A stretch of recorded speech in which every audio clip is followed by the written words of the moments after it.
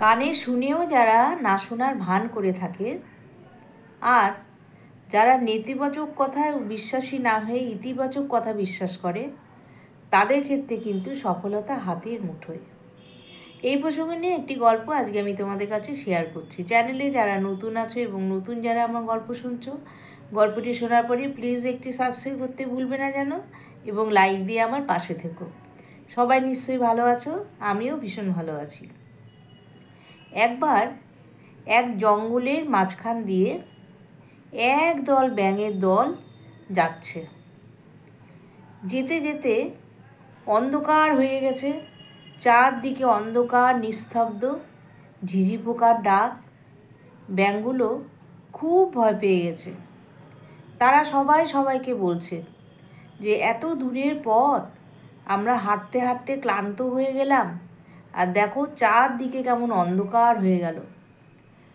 জঙ্গলের পথ, মাঝখানে কি আছে, কোনো গর্ত টর্ত আছে নাকি তাও ঠিক বুঝতে পারছি না। এই কথা বলতে বলতেই হঠাৎ করে দুটো ব্যাঙ জঙ্গলের সেই গর্তের মধ্যে পড়ে গেল। সামনে একটা গর্ত ছিল, সেই গর্তের মধ্যে পড়ে গেল। আর বাদবাকি ব্যাঙগুলো তারা তো বুঝতে পারেনি, তারা কিন্তু পথ চলতে যাচ্ছে। যেতে যেতে হঠাৎ পেছন ফিরে দেখে তাদের দলের মধ্যে দুজন ব্যাঙ নেই। তারা ভীষণ চিন্তিত হয়ে গেল। তখন তারা আবার পেছন দিকে ফিরল।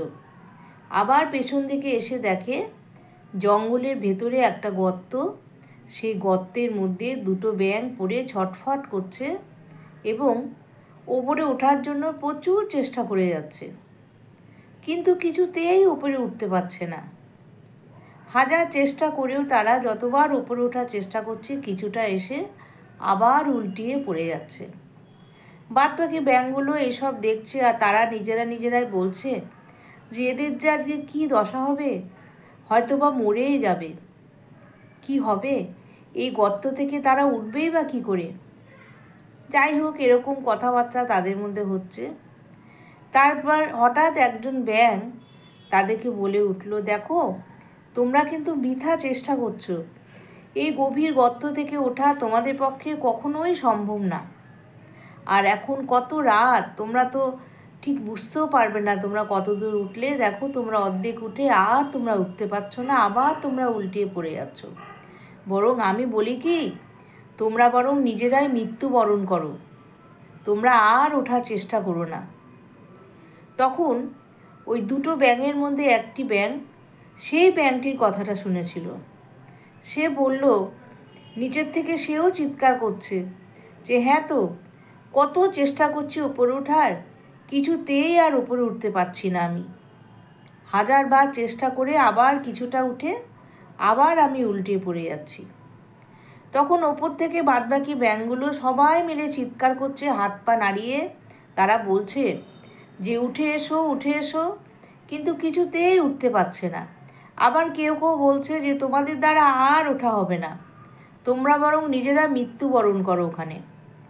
তখন ব্যাঙেদের এই কথা শুনে একটা ব্যাঙ কী করলো, সে আস্তে আস্তে আরও গভীর গর্তের দিকে চলে গেল এবং সে মারা গেল, সে মৃত্যুবরণ করলো।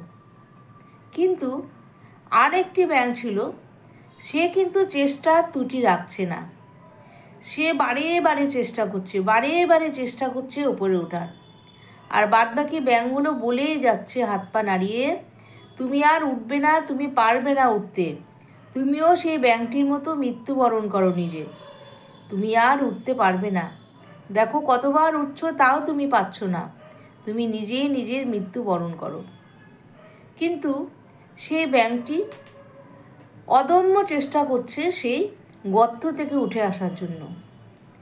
চেষ্টা করতে করতে করতে করতে হঠাৎ করে সে লাফ দিয়ে ওপরে উঠে গেল। ওপরে ওঠার পরে বাদবাকি ব্যাঙগুলো তো খুব বলছে তাকে, আশ্চর্য ব্যাপার, তুমি কি করে ওপরে উঠলে, আর ওই ব্যাঙটি তো ওপরে উঠতে পারলো না।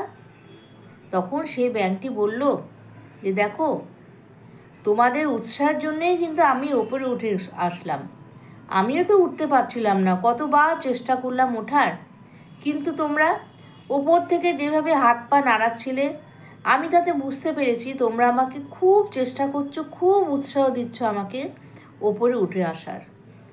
আসলে তোমরা ওপর থেকে কী যে বলছিলে আমি কিচ্ছু কানে শুনিনি, আসলে আমি শুনতে পাই না তো। কিন্তু তোমাদের ওই যে হাত পা নাড়ানো, তাতে আমি বুঝতে পারলাম যে তোমরা আমাকে প্রচুর সাহায্য করছো উঠে আসার জন্য। তোমরা আমাকে হাত পা নাড়িয়ে বলছো উঠে এসো উঠে এসো, এটা আমি যেন মনে হচ্ছে আমি অনুভব করলাম। আর তোমাদের উৎসাহ পেয়ে আমি আরও চেষ্টা করলাম। চেষ্টা করতে করতে আমি দেখো আজকে আমি উপরে উঠে এলাম, আর আমি বেঁচেও গেলাম। তখন ব্যাঙটাকে তারা কাছে পেয়ে তারা খুব খুশি।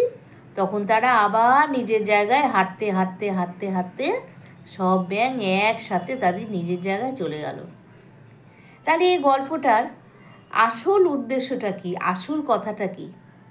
আসল কথা হলো, যদি কেউ আশেপাশে কাউকে কোনো উৎসাহ দেয় কোনো ভালো কাজ করার জন্য, তাহলে কিন্তু সেই উৎসাহ পেয়ে সে কিন্তু অবশ্যই ভালো কাজ করবে।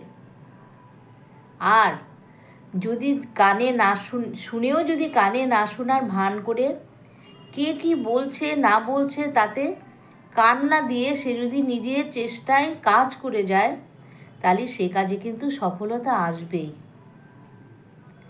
তাহলে বন্ধুরা, আজকে আমরা সবাই যদি এইভাবে চলি, কিছু ভালো মানুষের সঙ্গ পাই, তাদের উৎসে আমরা অনুপ্রাণিত হই এবং যে কোনো কাজ আমরা আরও ভালো করে করি, আর সেই ব্যাঙের মতো যদি না শোনার ভান করে থাকি, তাহলে কিন্তু নেগেটিভ কিন্তু আমাদের স্পর্শ করতে পারবে না। আমরা প্রত্যেকটা কাজেই আমরা সফল হতে পারি। তাহলে আমার গল্পটা কেমন লাগলো তোমরা অবশ্যই কমেন্ট বক্সে জানাবে এবং খুব বেশি করে শেয়ার করে দেবে, তাহলে প্রচুর মানুষের কাজে লাগবে। তাহলে আজকে আমি আসি, টাটা।